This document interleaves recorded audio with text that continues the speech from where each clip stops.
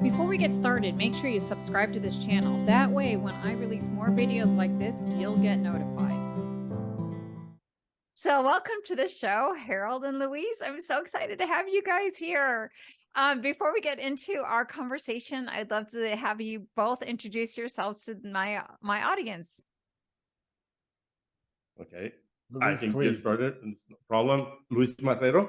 I'm the founding partner of the Boston Institute for Meaningful Purpose. You can see Boston in my background here. I write books in meaningful purpose psychology. I hate to talk about myself, but I'm known as the father of meaningful purpose psychology and organization development 2.0. What I do for a living is to help people find meaning and purpose in life.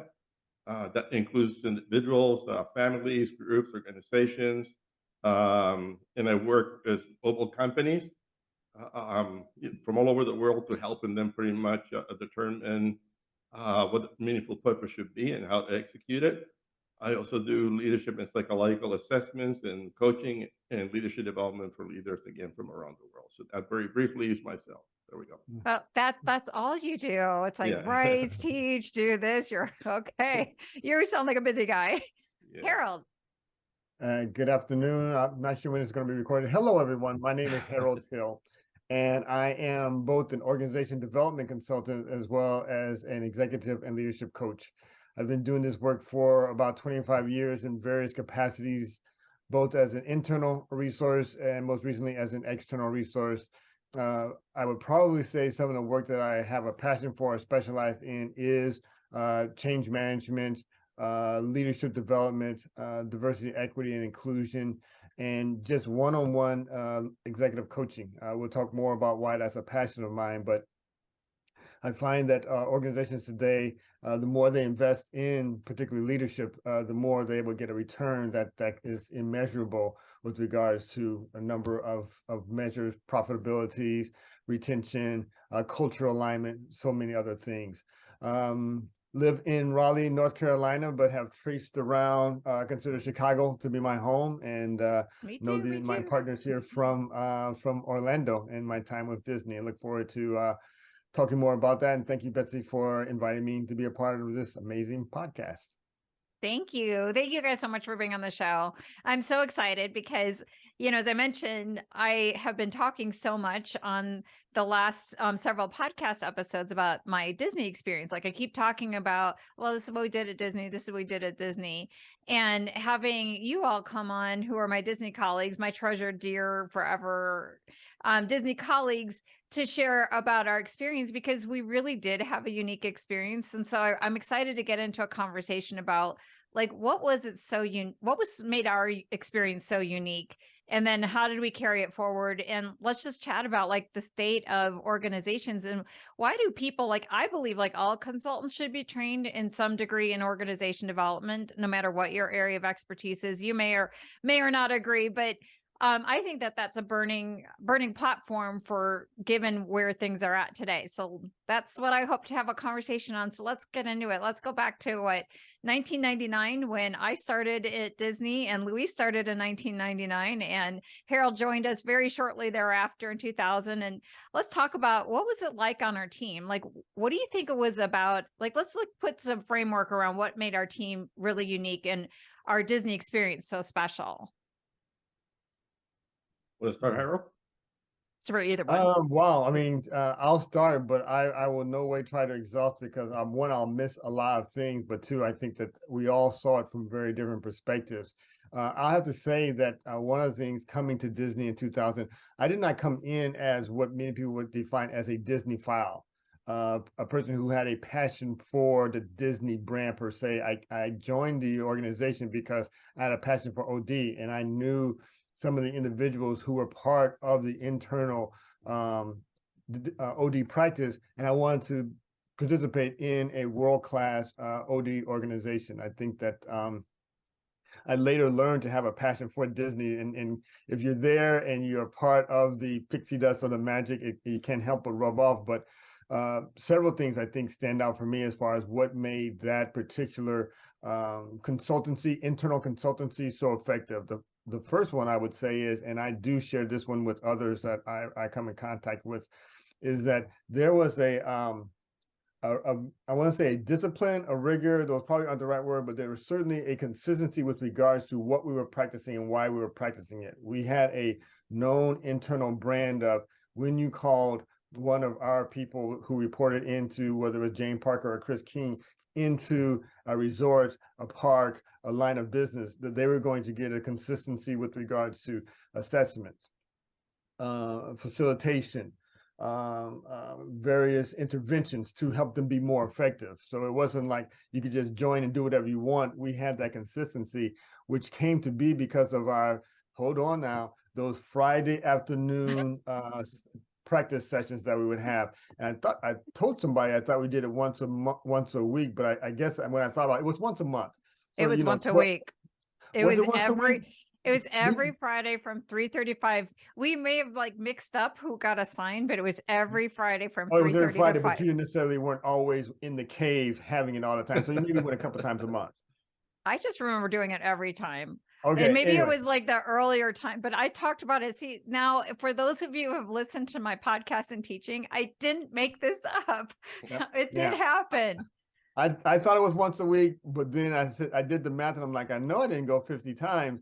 So maybe it alternated. But even in those 90-minute sessions where we actually got to practice difficult conversations, where we actually got to practice how to deliver, how to report out on assessment, whatever the skill was that we were practicing, you got an opportunity to practice it, get real-time feedback, and then observe others deliver in a similar way. So the structure to that was very powerful. I think that was one thing that made it that consultancy very unique. And then the second one that I'll stop after that one is, I believe that in order for an internal organization to be effective, they have to do work between each other. We were able to support each other and say, hey, I need someone to come over and help me at the Magic Kingdom, or hey, we're doing this at the resort, or wow, we're having this big summit. We need all hands on deck. The fact that we did so much work together beyond just practicing with each other, I think solidified our skill set to be value added to our clients, to be confident when we were in front of a client that to do the work, to ensure that people had the support they need to develop and grow. So those are two things: the Friday sessions and then us working together were two very big highlights that I remember from our time together. Actually, I'm kind of hearing three things in what you're saying. I think that there was like rigor and discipline in defining our consulting approach. The second is that we practiced it. And then the third is we applied it in a collaborative sort of consistent way where we work together as a team for that common agenda. So it seems like there's three things. I'm hearing that. Is that accurate? That's a very accurate way of, I've combined those first two together, but yes, certainly all three can stand alone because sometimes people only do certain parts of that and not all three together. So thank you for a very, very nice summary. Thank you.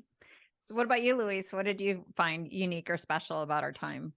Well, I was a Disney fan when I came in, and my kids told me, if you don't take the job, we'll kill you. So I was very happy to go in Disney, and I still have very warm feelings about my experience at Walt Disney World. But at the same time, it was working for a company of the reputation of Disney was something that really attracted me, and then knowing that this new department was being put together and helping shape it in some way, shape, or form was also an exciting proposition for me. But the thing that really stood out for me, Harold and Betsy, from the experiences was the quality of people like yourselves. I mean, I can go, we were talking previously about Gina and some of the other members of the team, high quality people. I really respect the intelligence, the integrity of the members of the team. We did work together, for instance, to put together tools. You were right, in terms of the structure and the discipline. And so there was some consistency, but the consultants helped shape the content of the portfolio of services that we had. And that really reflected the brightness, the intelligence of the group, of the team that we have put together.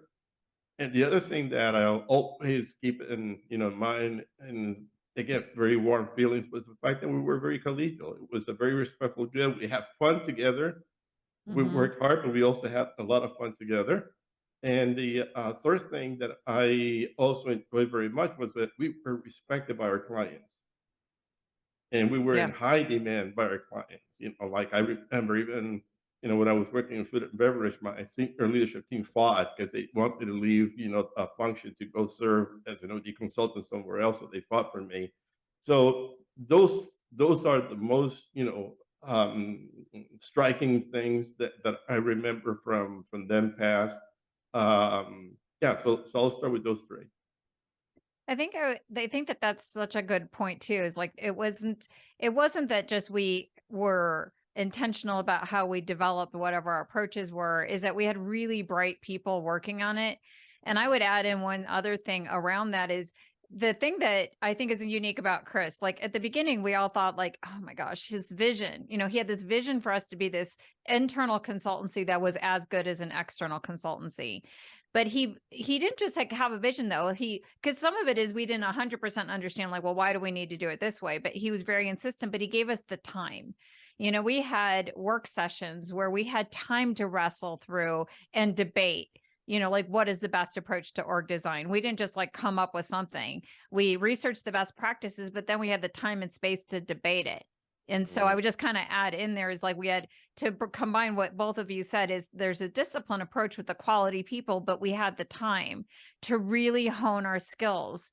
We didn't just get information and hope for the best. And then to add in what you said, Luis, around our clients, not only did we were respected and we had high demand, but we had really creative, really great executives. And I feel like for me, the executives that I work with push me to be better, to come up with new approaches, to really work through, some of the pragmatics around how do you take strategy or org design and implement it in the context of a highly matrix, complex environment with tons of politics. And we had to learn to apply it in that particular context. That's been like one of the big things for me. I don't know if you would agree with that.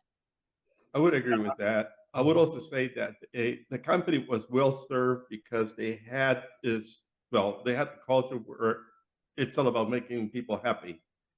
So when you have such a mission, it makes life easier because as you know, part of our one of the tools that we had around strategy and how it was applied was to make sure that we have this our leadership leading the cast member in a particular way so we could do the work through particular processes and structures in order to delight the customer. So when you have that type of a culture, it just creates this I'm going to use the word context or ambiance, if you will, or value system that helps do the work for something worthwhile. We're trying to do something that is magical for a guest. And I think that created an attitude of we have to practice this amongst ourselves. So it's hard work, but at the same time, it's very guest focused. And I really enjoyed that. Yeah, we had opportunities to work on projects that would create value. Like we had a couple times where we had to deal with the complexity of a layoff. Like, I mean, we all remember, when there was the voluntary separation and then the involuntary separation. But that's like small part of our experience rather than the larger part. Like Luis, you and I worked on that Forward to the Basics project that now is being taught at the Disney Institute. Harold, you and I worked on a project that we implemented the basics with another external client. And we worked on this project, but it was all around value creation. It was all around how can we make this better? How can we improve the guest cast and the cast leader interaction? And I think that that's another part is we got to be creative and we weren't doing remedial stuff of like fixing a really dysfunctional organization. We're taking something good and making it even better. Yeah. Yeah. Disney's ability to have a strong culture, strongly and clearly defined culture, values that they consistently pointed to, and operations that were, hundreds of thousands of people going through turnstiles every day.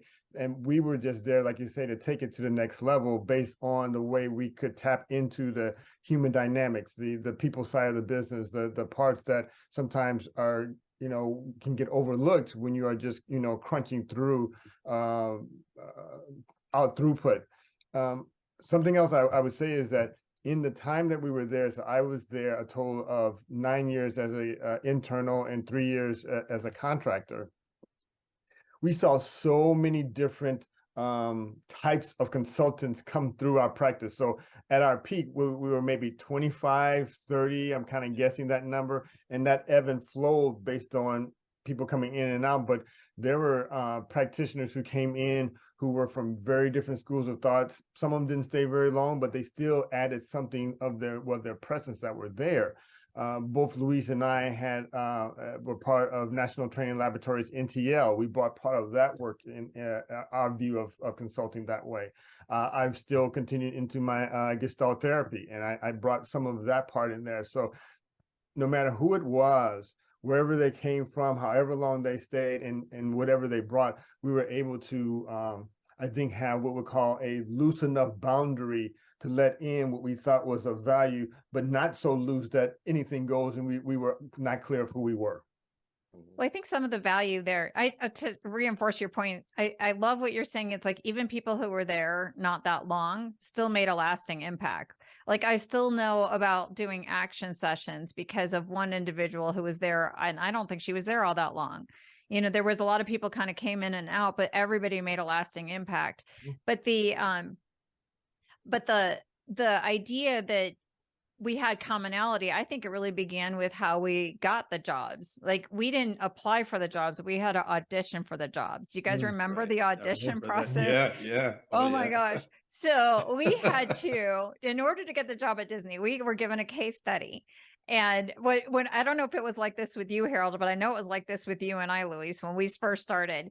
And you go in and you're doing your case study and presenting, you know, your OD approach to whatever the case study was. And then somewhere in the middle of it, you know, they just like the people that were sort of like you thought you were in a group interview, all of a sudden became a role play. And all of a sudden they start pretending that they're this dysfunctional executive team. And it's like, you're just like, what just happened? Why are they fighting? Like, this is so weird. It's like, is this normal? You know, and they were testing, like, how do you handle those situations? Eventually, we did give the applicants a heads up by putting on name tags and say, hey, we're moving into the role play now. But remember, were you there, Luis, when it was like, you just get blindsided and all of a sudden it's like, wait a minute. Harold, did you have that same experience? Absolutely. I can almost, if I think about it, recall who all was in my particular panel. I think there were 6, but I remember when I was one of the panelists and we were doing an interview for another person, and I legitimately had a phone call that came in during the course of the panel, and it wasn't part of the role play. I had to get up and walk out and take the call and then come back in. And the candidate was like, what just happened here? It's like, that happens, you know, how do you keep a executive team focused when they're getting up in the middle of your, you know, work and walking out. So yeah, that I think different than some other panel interviews, which are much more question focused, was very much about the behaviors. What are the behaviors that you would demonstrate with regards to how your presence can make a difference for a client? And if you find yourself unable to have that presence, think on your feet, certainly be at the moment meeting the client where they were, then you probably were going to struggle in the organization, and that would come out pretty quickly in the role play. It was like an assessment center type of an approach. Yeah. So I think that there was a lot of discipline in how we got hired, really a lot of clarity on the competencies we needed to have. And I would believe that one of the big competencies based on what we just talked about with the audition is it wasn't as much about our technical skills as much as it was about our political savvy and our relationship savvy as we applied it. And I think that's where a lot of consultants struggle is they get very committed to like, here's my 5 steps to something or another. And it doesn't always work that way. Like when I went to the animal kingdom, the first thing, I was not the first consultant. I was like the second consultant, but the consultant who was at Animal Kingdom before me, they said, you better not be like this person. And they literally tied up because that other consultant was very methodology focused and they literally tied up that person. Now, Animal Kingdom was a little bit crazy back in the opening days. And they're like, you know, if you start getting all methodology, we don't care about your OD methodology. It's like you have to Trojan horse a lot of that stuff. I don't know if I learned how to Trojan horse what I was trying to move the client to and meet the client where they're at because of this experience. I don't know if you guys would agree with that. I would agree with that. And to your point, the consultant coming in, we have, we call ourselves consultants, or it might be coach. The important thing is to ask the client, what is it you want? What is it you need? And then for the person offering the service is to answer the question, what is the most appropriate intervention or support system for this individual, for this company, is the case. For instance, I came up with a concept called coach salting. And coach salting, what it does is it allows the coach to free himself or herself from the tyranny of the ICF strict, code of you can't deviate from this. And I've seen situations where a person was being coached, she didn't deviate from the coaching role, and the person got fired the next week because in the moment, what the person needed was consulting, not coaching. He or she, the client couldn't come up with the right answer, and it was just taking too long, and she wasn't taking the person to the point and saying, getting herself to the point and telling the client, listen, this is what you need to do, ABC, and I'll save your life and I'll save your job, put it into practice. So there's times where the consultant has to forget about himself or herself, be selfless, be humble, and say, this is what the person needs. I have to change my style. Or if I'm not the right person, I call Harold. Hey, Harold, you're the expert of everything. You solve this for me, please. I That love goes Harold. back. Yeah. That goes back to one of the earlier trainings that we got, which was on the partnership setup process and how we were able to pivot the client from wants to needs to the goals. And I think that that is a big thing, is like really getting focused on, what are the outcomes? And it's like, there's a lot of ways to get to the outcome, but it's like being in the moment to figure out what does that client need in that moment. Yeah, I love that. Harold, do you want to add anything to this conversation? Not to that part of the partnership setup, but I certainly would agree with it. I still have my outline of my partnership setup with regards to just how to build that common ground with that person so that it feels more like a partnership as opposed to a directive. But one of the things I think that also served to support our success, I believe, was the positioning that we had with regards to our HR partners. And I know for a fact that as I went to different, I was at the Magic Kingdom for a number of years, and I went to cruise lines, and I went to some other lines of businesses, each one having a different HR partner. And I think that for the majority of the time that I was there, we were very much centralized leadership, but deployed as independent standalone, as opposed to reporting into HR. And when you were able to find that balance with that HR partner that felt like a partnership, it was so much more effective and so much more. They did their part, we did our part, and we brought something collective to the client, as opposed to there were a couple of times that I was positioned with an HR partner that it did not have that same balance and rhythm, and you could the ultimate client could feel the tension between those partners when they're like kind of like feeling like their head was on a swivel from time to time. But for the most part, I would say we were oftentimes well positioned with regards to what we were there for and how we could both support the client in partnership with HR. I think that's such a great point, is we were well positioned with our clients and with our partners, and our colleagues. So we were well positioned that standpoint.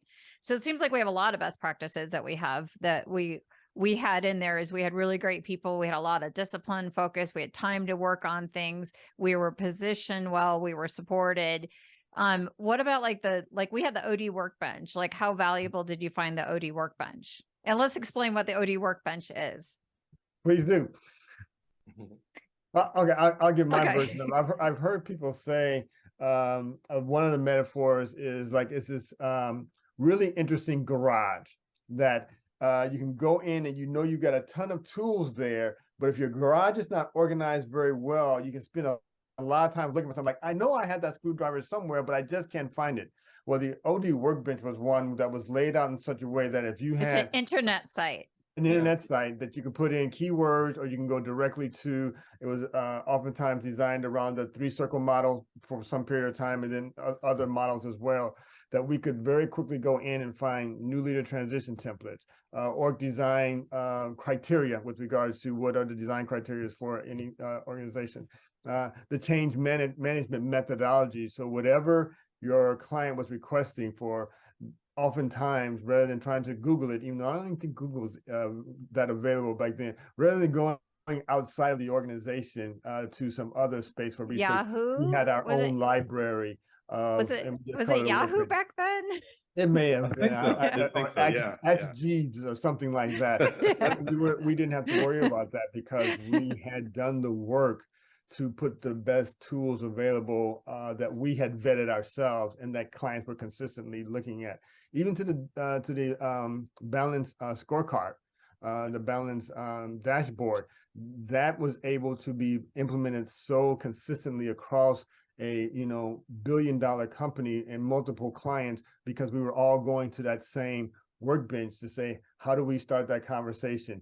What does that template look like? What does the client's final product look like? And again, people love to say, hey, I can show my template, my scorecard at studios to Grand Floridian, and they look very similar with regard to how they were put together. Very different colors because they're very different businesses, but at least they say it's an apple to apple comparison, as opposed to, I don't know what you guys are measuring over there. Yeah. Harold? You mean I mean, Luis? not Harold. Luis. Oh my God, I'm looking at okay. Yeah. The work, but just as I think I'm Harold did a good staring job. at the right person. Sorry, go ahead. A very good job explaining is a portfolio of services that you can go in and pick what you need. It provides some consistency, like you mentioned, Harold, in terms of what the clients were getting. And at the same time, to the consistency, it just brought not only to us, but discipline to the system and how to go about and doing things through best practices. These were best practices, these good approaches to doing strategy work or in new leader transition, like you mentioned, role clarification. One of the things that I remember that was very helpful at the time was making sure that roles were clear.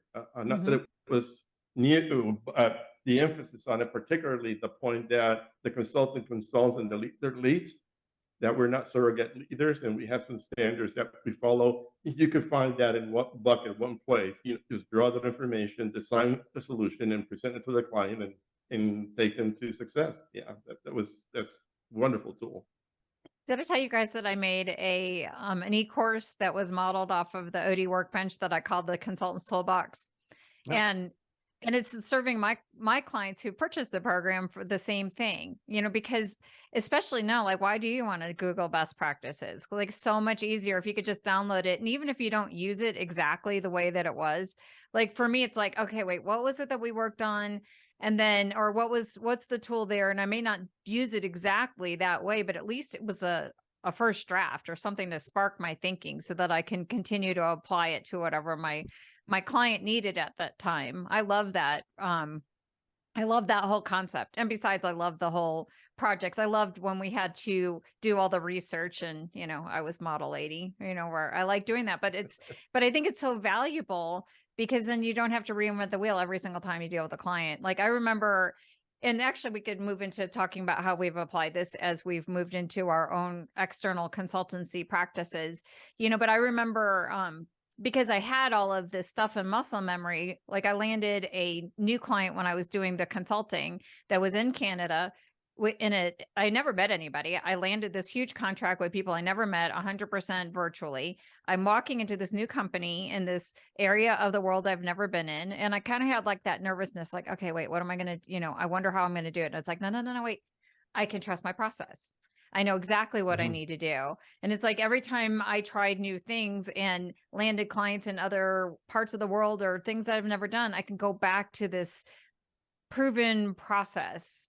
And I just know that it's going to work. I don't know if you guys experienced that and if it benefited you as you went from the internal consultancy to the external. Yeah. Well, go ahead, Harold. Go ahead. No, I would agree from the standpoint of a client can almost sense when you have this look like you're figuring it out as you go along, as opposed to in the back of your mind, you're holding some sort of model very loosely. It's like, I know yours won't be exactly like this, but I've done this enough times before to know what this could look like. And let me put some option out for you. And let me paint what a big picture could be, realizing that yours will be different. They have that you can see almost anxiety kind of lower in them as you speak about what this work could be, realizing that I'm not dictating to you, this is what the work will be. But if you've never done it before and you're just kind of like, asking these questions, and when they give you an answer, you're scribbling down the answer because it's like, oh, I've got to remember that. They can then say, well, how can I put confidence in someone who in some ways has kind of figured this out as we go? That to me was one of the better, as I transitioned out to an external, the confidence it has, like, you've clearly done this before. It's like, I've done similar things before and I know I can help. Yeah, I think that that's the good point, is I've done similar things. Like, because Mhm. every client really is different. Every culture is different. Every starting point is different, but you can draw on I've done something like this and I know I can help you, and you could have that language. Mhm. What about for you, Luis? I would say the same. It's good to have the portfolio of potential services that you can provide. So as I'm listening to the client, again, putting the client first in terms of what is his or her need or the company's needs. And then going to the checkbox, do I know how to do this? Do I have the tools to be able to address this and do it quickly? And if the checkbox keeps on going, yes, yes, yes, I tell the client, yep, definitely I can help you. I paraphrase like crazy to make sure that the client is feeling understood. I also take them, like you were suggesting, Betsy, to what is the final outcome here? How would it look like, sort of a thing, and focus more on the end product. I also encourage, for instance, the use of measurements, very, very big into the using of measurements. How will we know we've been successful? And many times, I remember a client from Mexico, this big company in Mexico that worked with, that they said, you're the first consultant who's ever asked us that part of the measurement system of the work that a consultant will do is returning an investment, and whether we're going to increase the profit of the company or reduce costs in some shape or form. Nobody has ever done that. They just come in, they do a team building, for instance, and the measurements, are you happy, sort of a thing, and you feel more cohesion, that sort of a thing. So bring that business language and being able to have solutions ready to provide to the client, uh, and they can see it, like Harold was saying, they can see that and they can tell that your stuff, and you can start giving them some guidance around not only how it can look like, but tell them there's solutions for this and we can help you. I love In that. fact, I That's want to add another on to thing. one Oh, more quick thing, Betsy, about what Luis is saying, that I have found, and I think that this has hugely been helpful for me. I have to oftentimes remember to be humble. And what I mean by that is, if I sound like I have too many answers too quickly, it can come off either arrogant or it can come off as not listening. But we have such a wealth, and I don't want to, like, be chomping at the bit to kind of like say, yes, let me do this for you. But I was in Atlanta last week, and some client was talking about something, saying like, you know what, I am still struggling with how to do measurements. And just in the back of my mind, I just, I didn't blurt it out, but I said, you should Google Kirkpatrick. And he's like, never heard of it. He went to his phone, Google, like, how did you know this? And it's kind of like, Friday afternoon, 3 to 5 o'clock, we went through the Kirkpatrick, 5 levels. And actually, that was what's his name? That was because I don't know if you were there yet, but we had him Joel do the Henning? training. No. Oh, Jack Phillips. Jack Phillips. Luis, you were there for that training. We Yeah. actually had Jack Phillips. So Jack Phillips took the Kirkpatrick model and added the ROI component. Okay. And that's what I was going to say. I'm like, that's a hugely unique thing that our leader did, is he forced us to know how to measure it. We had to at least take 2 projects to a level 5 measurement. And I think that really built a certain level of business acumen. But anyway, you were saying that you were talking to a client and you looked it up. They had never heard of any types of measurements. I mean, even to distinguish between a level 1 to a level 3 to a level 5. And I did not have the workbench pulled up, but I knew enough in my mind to where to get them started down the path. But to the point I was making earlier is that if I can sometimes come off as though, I know all this stuff and I've done all this stuff, that is not a spirit or a persona I want to put off, because it does not engage the client as far as we're partnering with this together, as opposed to, in the end, you have all the answers and you're just not telling me them until you think I'm ready to hear them. It's like, I don't want that to be how I'm perceived. And I'm not saying that I always would be, but you can see how it's like saying, like, we've done all this before or something similar before, it can be not always ingratiated to us. So I think that's like why the partnership setup is so important. Is like, I'll tell, like, when I'm mentoring people around their consulting skills or their contracting skills, I'll always say, is you have to go into every contracting conversation with the client is never right, neither are you. You know, when you're at that initial phase, nobody's right because nobody has the data. So the client won't know because they have the nose to the window pane syndrome, and you don't know because you don't know the company. Just because it worked in another company doesn't mean that this is the issue here. It may look like it. So you have to hold yourself back until you get the data, until you triangulate it and find out from the customers and from the employees and from the leaders, from the stakeholders.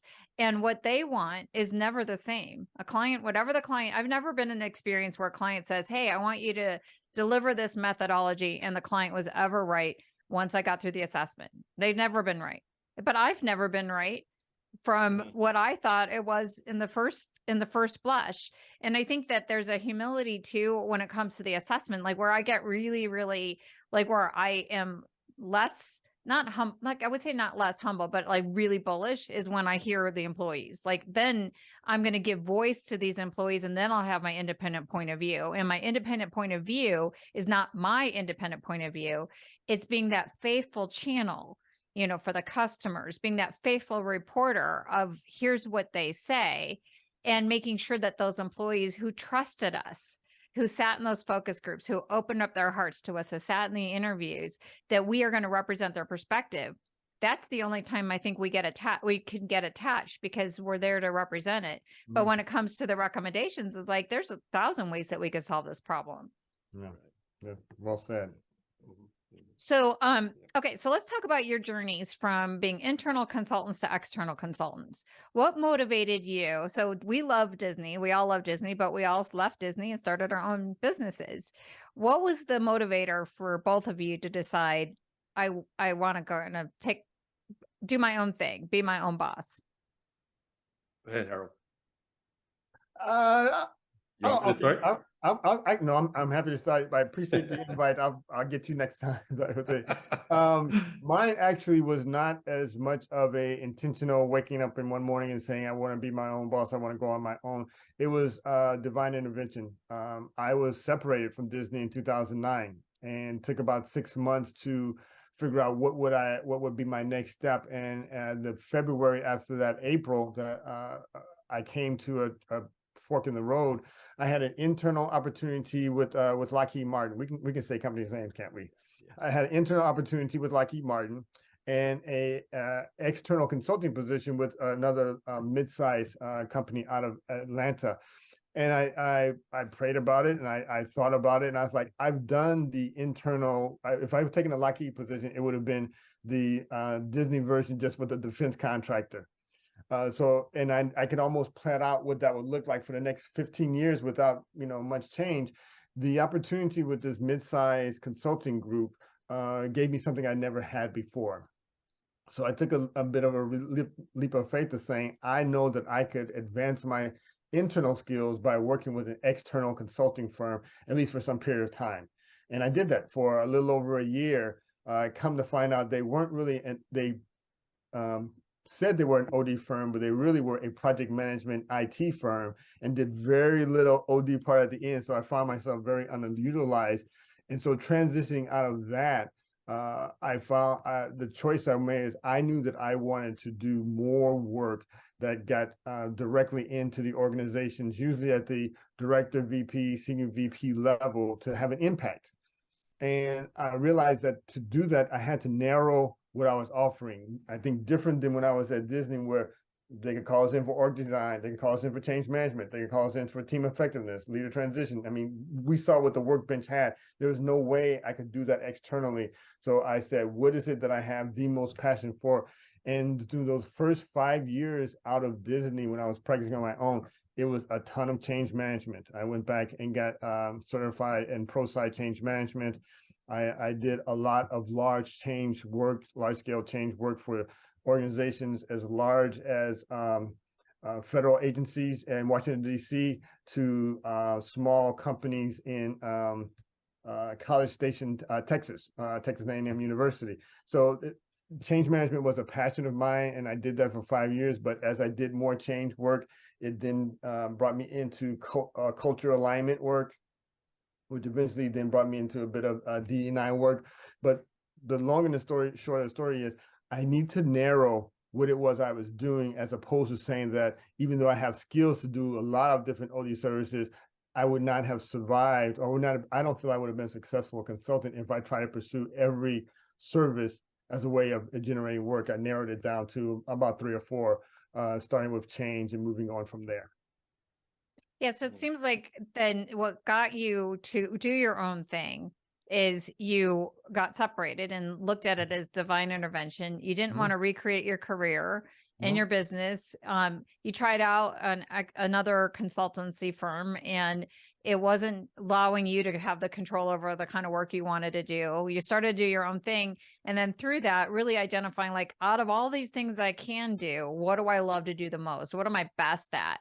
And really built your practice around that whole thing, which a lot of times isn't like what we think it is in the beginning. It took forever as an external consultant for me that I'm really good on the front end of a project, like the setup.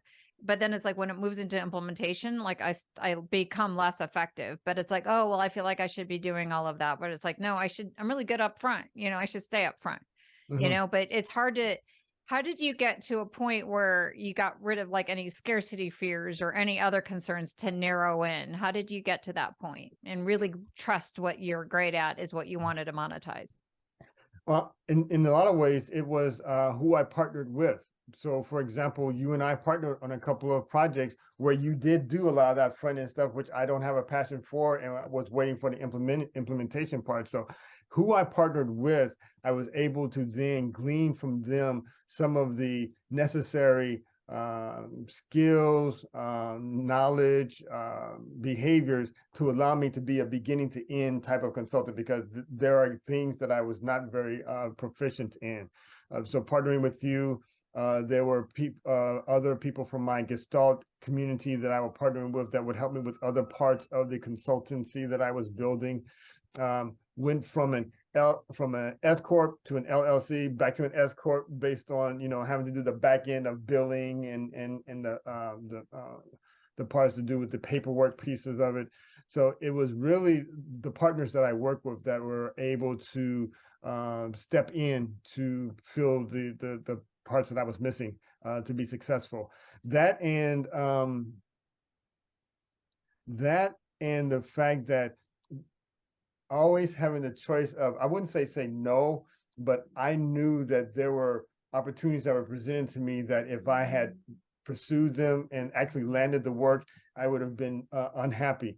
And I feel like, since I was a boss, I really couldn't fire myself. I had no one to blame but myself if I were to take on work that I knew would not align with my passions or the skill set that I had. So. Yeah, so you really trusted that your own intuition around what was right for you. Yeah. And so it doesn't sound like you were really struggling that much with the fear as much as it was just getting clear that these are the parts of the work that I like, and I just trust my own intuition around it. Yes, but there was fear. I mean, you know that the bills only get paid when you land the work. There were years that were much more profitable than others. I think that part of the struggle, particularly as a one-person shop, even if I would have partnered with a couple other people, was it's hard to pursue the work, do the work, and consider to build the network or the work all at the same time. So when the funnel wasn't very full, there was not so much fear. It's just a matter of how patient can I be to wait for what it is that I know I can do work-wise. Yeah. And that if you are spending time doing work that you don't love, you won't have the capacity when the work that you do love becomes available. How about you, Luis? What's your journey? Well, my mission in life is to apply and help people discover the meaning and purpose of their lives and how to thrive in life. I'm very active with the International Positive Psychology Association, among other places, as my ground place where I interact with people in this discipline of psychology.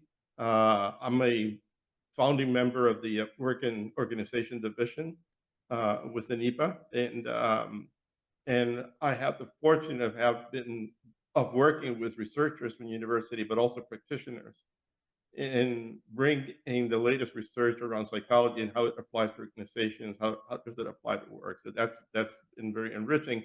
And the reason why I got involved with EPUD and also the International Network for Personal Meaning is because I've been a very strong student of Viktor Frankl's logotherapy, Alfred Adler's individual psychology in particular, Kurt Lewin from a social psychology perspective. I love psychology. It's a field that I have a passion for.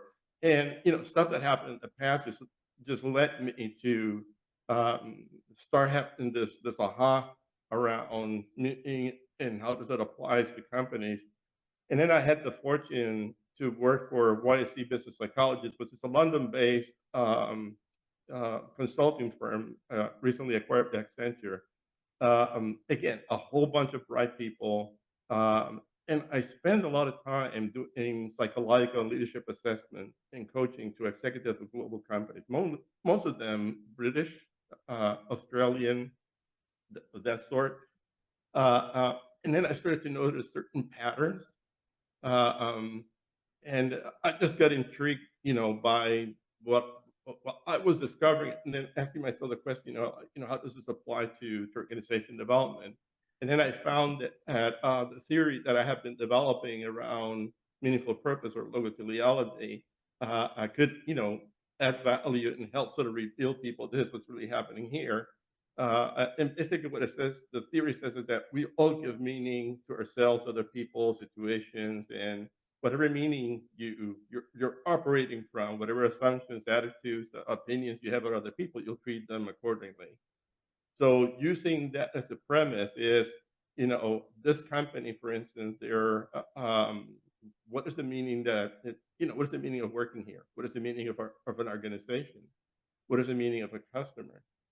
So if we treat people based on the opinion that we have of them, okay, and you have this engagement in the company, so what is the meaning you're giving to employees? So it's just helping leaders understand that, this meaning that they're giving to their employees is either causing a problem. And then through deeper research, I don't have time to cover here, but I came to discover one of the reasons why there's so much failure in change management is because there's a very strong counter wave, let's put it that way, or headwind against positive interventions because the fundamental structures and systems of organizations are based on false meanings. Actually, they're medieval. For the most part, they're medieval. So we've taken medieval concepts and brought them into the present. They are running our institutions, and you have, despite the best of intentions, change does not stick because the forces against institutionalizing humane, profitable organizations, that model of high humanity and high profit, they don't make organizations don't get there because it's just there's too much resistance against it. So what we do from an organization development perspective, this is what makes me get up in the morning every day, is to help organizations through diagnostic process take a look at, let's look at the outcomes. We have a problem with disengagement. People are not happy here. People don't want to come back to work to the office, and so on. So what is the meaning? What's the meaning behind that? And through that conversation, we start to, data starts to come up and say, okay, because we have these assumptions, people are responding this way. And something as simple as that attitude, that attitude, you're either attracted towards something or you reject something. So if you want to increase motivation, there's a strong correlation based on our institute research. There's a strong correlation between attitude and motivation.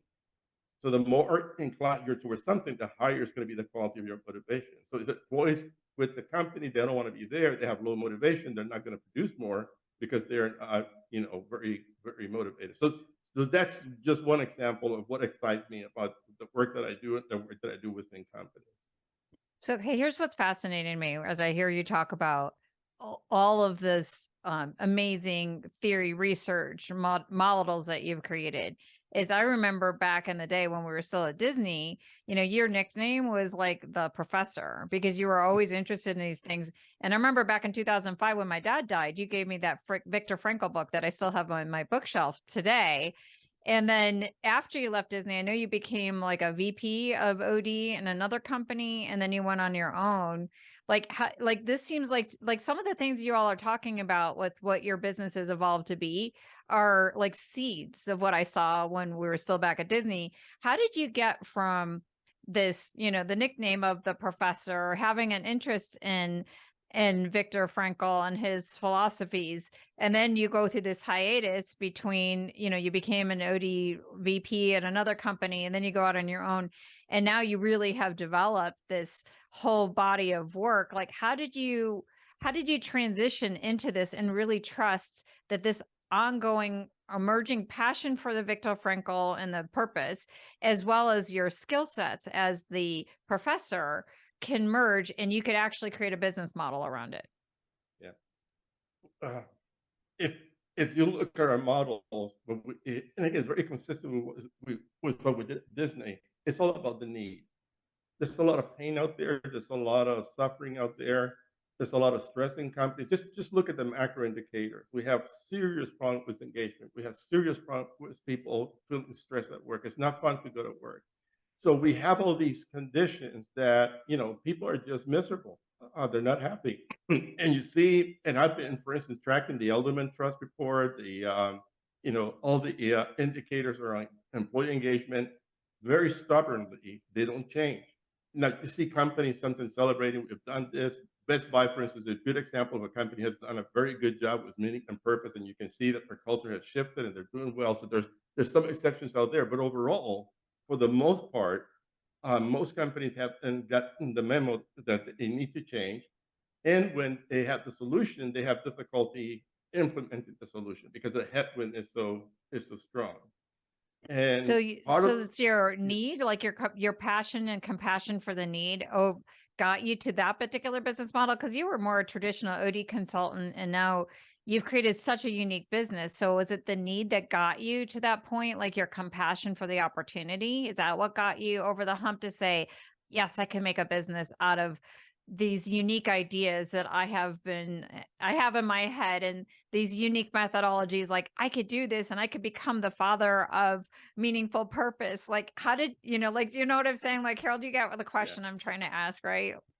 Because that's a huge leap. Like, to become this kind of thought leader and really trust that, other people are listening. It's like, I've got a really cool idea. I want to become the mother or father of whatever.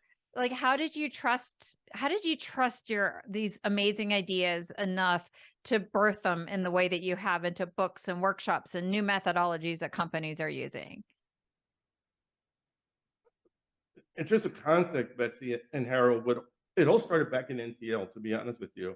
I was trained in OD by the students of Kurt Lewin. Actually, I was fortunate enough to take a course with Benny, which was the last survival member of the core founders of NTL. And one thing that I noticed, it was very much based on humanistic psychology. So it was how do you bring humanity into the company? So there was constantly like socio-technical theories, and trying to find that perfect balance. And what happens through time is that, unfortunately, consulting firms took the OE model that was being developed at NTL. They took the humanity out of it. They kept it mechanical. They kept the tools, but it was at the expense of, it's all about making money. It's all about being profitable. So what I'm expressing is that I was very, and I have to give credit to other people, but at the same time, is the compassion, as you mentioned, my values, that I strongly believe that people need to be treated with dignity and respect, that we all have dreams and aspirations and fears and concerns. My role in life is to treat other people, that includes my wife, my business partners, my friends, so forth and so on, in a way that I'm not an obstacle for them to become their best version of themselves. And it's to behave in a way where people can flourish. So it's helping people see that there's value in being a giving person and being committed to making other people successful. It's not a win-lose. I don't lose by giving of myself to other people or sharing my knowledge and methodology, but it's having a philosophy of life that giving is better than getting. And it's just operating out of that value system. So it's giving a meaning to people that they deserve to be treated with dignity, with respect, that they have dreams and aspirations. And if I don't treasure that, and I'm not part of the solution, I could set myself up to suffer the consequences of, of a system that is so narcissistic as we find it today. Unfortunately, if you can see it in politics, you can see it in many places. Yeah. So it's your values and your Yeah. passion drove you and said, whatever fear, it seems like that both of you, it's like, it's not like you're free from whatever concerns the typical human would have, but it's like the values and the passion, that's what overcomes whatever obstacles to do what you're meant to do. So It's you having a mentioned meaning, yeah, it's having a meaning of life that is noble, that is going to do something good to someone or something. And if you have a meaning of life that is noble, you'll be a happy person. You'll know what to do in order to find some problem out there that needs you, and that you're the answer for that problem, and you prepare yourself to solve that. And that gives you energy. that is so beautiful. My gosh, I love that. You mentioned that things like people are miserable in work today. Like there's things that I see when people talk about like, oh, the rate of change and people are more challenged and more stressed than ever. I remember people talking about that when I was in grad school back in the 90s, where like, but it does feel different. Like, what do you see as the burning challenge for leaders and companies today? Like, what is different about today that makes the world of work much more complicated than 5 years ago, 10 years ago, 20 years ago?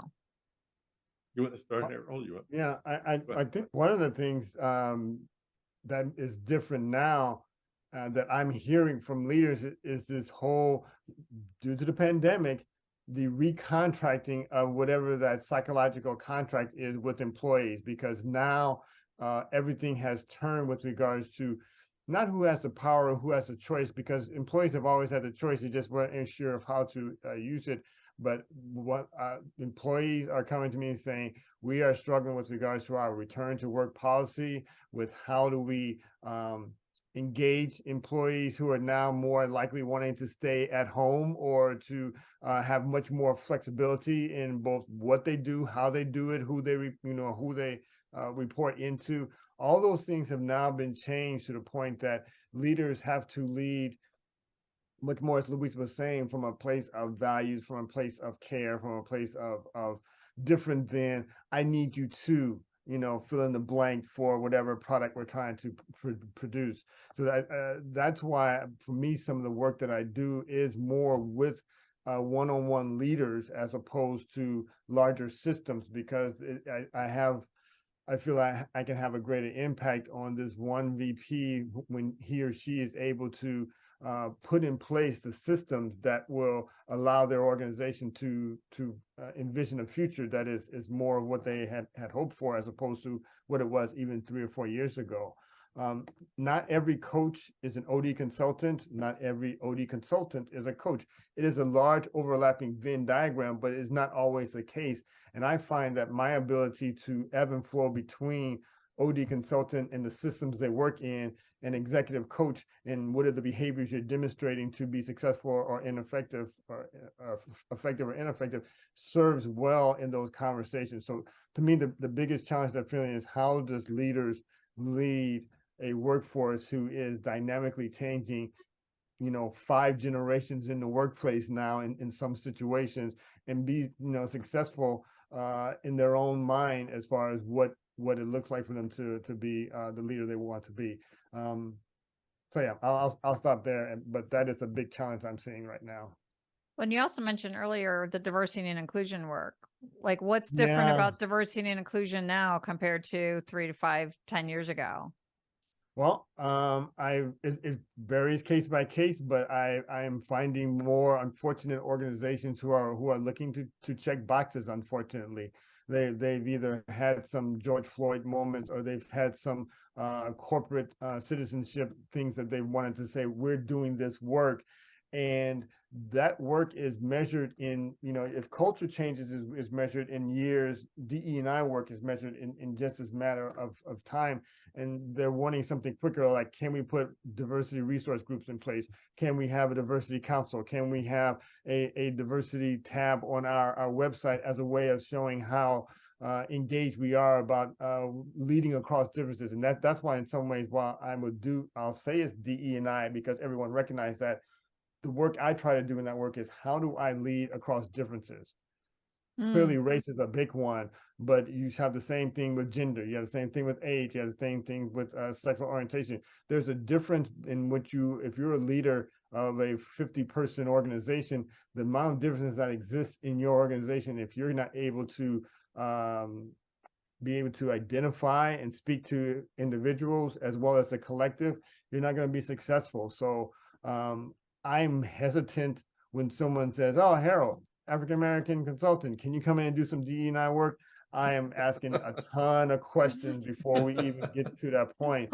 And oftentimes it's a question of are they looking for a system issue? Are they looking for a team issue? Or are they looking for an individual? And all of those have very different responses, most of which or check the box. Yeah, or check the box, exactly. So, but yeah, DE&I and return to work are two very hot topics that I see a lot of requests for, and I vet very carefully. What about you, Luis? The question was again? What do you see are the biggest challenges that are facing organizations today that are unique, maybe than 3 years ago, 5 years ago, 10 years ago? I think it just continues to be, it's just different versions of a root problem. And again, I'm biased with my methodology, which is the meaning that we give to what organization exists. What is the meaning of having a company, running a company? And just to give you an example, I'll use two schools of economics. There's Friedman, who says that the only stakeholder that really matters is a stockholder. And then you have Freeman, I think it's in Chicago or Columbia, one of the two. Friedman is saying, no, you have to pay attention to the stockholder, yeah, but there's also the customers, there's the community, there's the employee. So he's got this more holistic view, which I think is healthier, of concerns of who's being impacted by this company. So we have to see it from more systemic perspective. So that's just an example of the tension that is happening within organizations and the challenges that companies are having, because we have a stock market that says we need a return every quarter and it have to be X. And if employees are affected, who cares? Because it's all about money. So the rest of the stakeholders really don't matter. So then the big question is, what is capitalism? And what are the assumptions of capitalism? And what were the assumptions of which capitalism was established? And believe me, I'm a capitalist, but I love capitalism, a modified, more current. You're a conscious capitalist. That's right, a conscious capitalist. But there's a lot of wrong assumptions in our, like I teach some graduate students, just to give you an example. I was talking about systems, the concept of system. How can systems, support change? And let's say you want to make a much more meaningful organization and experience for employees. So just take, for example, one component of a system, reward systems. Just reward systems. Just think about that. And just to share with you what is happening today. Now, Adam Smith in The Wealth of Nations said that people are lazy. So theory X and theory Y. So he was saying theory X, that was the opinion at the time. He wasn't coming with something new. People back then believed that people were lazy. We see this happening through time. You see Frederick Taylor saying, yeah, people are lazy, therefore we have to make the machines. Just put a wheel all day, but I'll give you $5. It's all about extrinsic motivation. You look at the press today, what is happening in Facebook, what is happening in Amazon, you see theory X, Twitter, well and alive.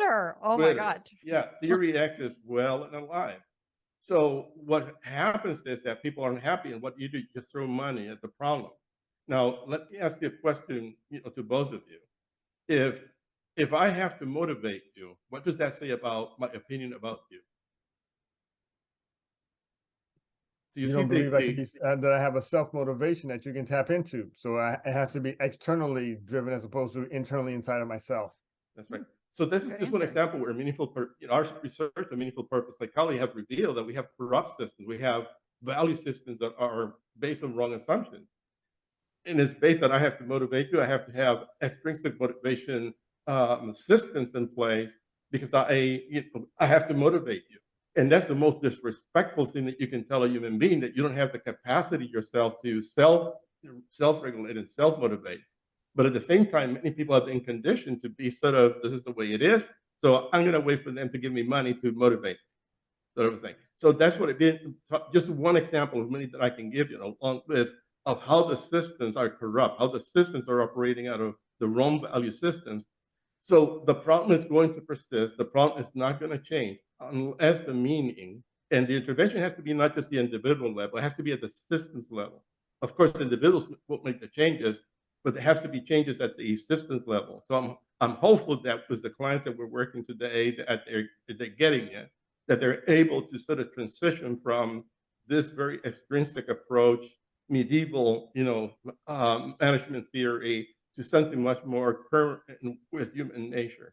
And it's designing systems for humans that are aligned is genuine human nature that brings the best of people. But at the same time, yeah, let's be profitable, but it doesn't have to be at the expense of people. But you have to clean up the assumptions, and that's where the meaning comes in. I think this is fascinating. It's like, it feels like, where you all were back in the day, there were seeds of where you have become, and they were always there. But it seems like where you've taken it is everything's gone a little bit more macro. Like, we gotten out of the tools, the approaches, even the consulting approaches we might have had at Disney, into more around, where does change actually really happen? So as Harold talking about, it's at the leader level. I could impact a leader, and if I could impact a leader, then I could have this. Or as what you're saying, Luis, is it's not even at the organizational level. It's at the assumptions that the organizations are operating into. It's like, it's how we even define capitalism needs to change. And so as you continue to evolve, who you were is who you are now, but just more in its fuller form. And feeling confident now, maybe because you had all the experiences and all those other things, like, yeah, I got what it takes. But now it's like, I could let this authentic part of me and what I really believe, my true values, my true purpose in life, to kind of flourish at this stage. This is beautiful. I love this. If you were going to talk to someone, like, so the people I want to attract into my community are people who are purpose-driven consultants and coaches, and that they're in it for the bigger picture, for the purpose, not just for the money. But the thing about purpose-driven people is they tend to not be big fans of marketing. They tend to be the world's best kept secret. What advice would you give to those people who have the same heart that you do, and they want to get out there and do things? Like, what would you say to encourage them to go out, be bold, be strong, overcome your fears, find clients, they need you? Like, what would you say? Luis? Okay. I would say it's not about you. It's about the need. It's about people out there who have a need, and you can see the need, and you prepare yourself to alleviate, to improve, to make something and someone better, to help other people flourish. And it starts with the internal work of becoming the best version of yourself. And then it's not so much fear, of will I be rejected? If you put emphasis on that, that's what you're going to get. If that's the meaning you give to dealing with other people. But if you're coming from the perspective of, I have something of value that is going to help this person sleep better at night, this executive or this leader, as the case may be, you can go in with confidence that, I know what I'm talking about, and I know that I can help you. Again, being humble, like Harold is saying, is not a matter of arrogance.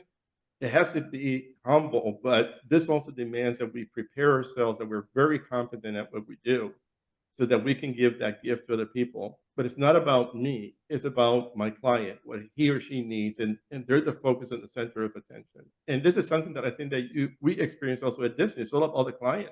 It's all about the guest, making sure that we do whatever it takes for that guest to be happy. And I think the same thing applies. It's wonderful. Yeah, Well I would agree with everything Luis has said. The thing I would add is two things. One is it is about investing in yourself. Some of that investment is certification, some of that investment is additional training, but that lifelong pursuit of development, of growth, of taking on things that you never had before, that you don't even know what you may need later on in life, and some of it you won't. I think we can talk about certain brands. I became Hogan certified. I rarely use Hogan at all, but I learned quite a bit about leadership as a result of going through learning how to use their tool, and have not been able to use it with a client, but it has served me well. I think this pursuit of lifelong development of yourself will always serve you well wherever you land, is one thing. And then the second thing is relationship. I can tell you that in the 10 years that I've been externally consulting, there are relationships that I have maintained clearly with the two of you and others that have from time to time find ways to circle in with either opportunities or with suggestions that I may never thought of. It was a relationship I had with another coach who said, well, you're already doing coaching, why don't you go ahead and get certified, and then this can open up other opportunities. Those conversations wouldn't occur if that person didn't know me, didn't have a relationship with me, and could offer a perspective that sometimes I can't even see for myself. Strong relationships always serve well. Wonderful. I love everything you guys are saying. I feel like almost like it's all filling my heart. It's beautiful. Okay, so if people want to get a hold of you, how do they find you? So if the kinds of clients, like, so if you could be very explicit around the kinds of clients you like to help, or people just want to learn more about your work, if you could share that and your website address or your LinkedIn profile address, or wherever you want people to get to know you better after this episode. Don't have an extremely large online social media presence, but I am on LinkedIn, Harold Hill. I have a haroldhillconsulting.com is my website, and haroldhillconsulting@gmail.com is my email. So if you put Harold Hill in somewhere, you're going to find me. Just add consultant on the end, and I'll pop up either my website, LinkedIn, or email. Isn't there a guy like in a musical whose name was Harold Hill that people might get confused on? The guy. Yeah. Hugh Jackman is bringing him back around. Yeah. Or you. I think Okay. he's on Broadway doing that, but yeah, the Music Man, the play, yes. Yeah. Yeah. So if so we're looking at haroldhillconsulting.com, and on LinkedIn, is it just Harold Hill? Yep. I believe it's Harold Hill. I don't, middle initial is L, but I don't go by that. And I believe I changed it from Orlando to Raleigh. So just Harold Hill, because there could be 20 Harold Hills. It's Raleigh. And Luis, how do we get a hold of you? Yeah, you can find me also on LinkedIn. So just Luis A, middle initial A, Marrero. You can see it there on the screen too. We do have a webpage, www.bostoninmp.com. It stands for Boston Institute for Meaningful Purpose, bostoninmp.com. You can find me in Amazon, buy the book. Yeah. Oh yeah. It's on my shelf. I was looking to grab it, but it would have been hard to find. So yeah. Okay, so that's my second book. Very proud of it. So you also can find me in Amazon. But if you go to LinkedIn, or if you go to our webpage, www.bostoninmp.com, or Luis@bostonimp.com. That's another way to reach me. And in terms of what I could do for you, we certify people in meaningful purpose psychology, OD methodology, and also applies to coaching. So we train therapists, coaches, consultants. Based on your discipline, we teach you how to structure the method to your science. But I also do coaching. We also do coaching as a team of us. We also do coaching, and we also do organization development and consulting, and we do psychological and leadership assessments. We use the Hogan, by the way. One of the tools that we use is the Hogan. So we can train you to do the work through meaningful purpose methodology. Awesome. Thank you, guys. So we've talked about a lot of different things as it relates to our Disney background, current challenges today, your unique business models, how you came about those business models. Is there anything that you want to share with me about organizational consulting, our Disney experience, or just the work you're doing, and I just didn't ask you the right question? The only thing that I probably have shared before that I didn't talk about today was that where my career started, I did not show up out of high school going into graduate school or undergraduate school saying, I want to be an OD consultant. It literally took over time. My background was electrical engineering, and people are like, how do you go from electrical engineering to organizational development? And in my mind, it's simply this. We solve problems. When I was an electrical engineer, it could have been a problem with a resistor, a motor, a nuclear reactor. We have to find a way the solution to that. The same is true with OD, except it's with people. There is conflict, there is resistance, there is a lack of engagement, and that's a problem in the system that has to be solved. So engineering and OD has a lot in common with each other. And that's how I think about the work that I do, is that again, the passion I have to do this work, if I was, a millionaire and didn't have to work for money, this is what I would want to do. And it is about helping people solve the problems, the large, complex organizational problems that keep them up at night. That is the thing that drives me to do the work that I do. That's awesome. So your systems thinking works in every scenario. So your right. core. So it makes perfect sense to me. Luis? Yeah, I would probably just address your guests and students, Betsy, and what I would say is you have it in you, whatever it is that is going to lead to your success. You already have it in you. It's just a matter of you finding what the need is out there that you would have a passion to fulfill, a need that hurt or an opportunity, a gap that if you were to address it, it would make people sleep better at night, help them become better human beings. Focus on that, and then let that passion sort of invite you to learn what you need to learn, to polish your skills, to polish your abilities.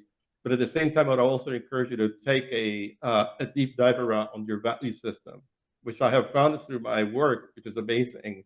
A lot of people haven't really sat down to answer the question and explore the content and the quality of their value system as people, as human beings. So take a look at what is it that I value, what's important, and then let that also become the compass, for you to do what you need to do and what the world needs you to do, and they're expecting you to do something to be part of that solution.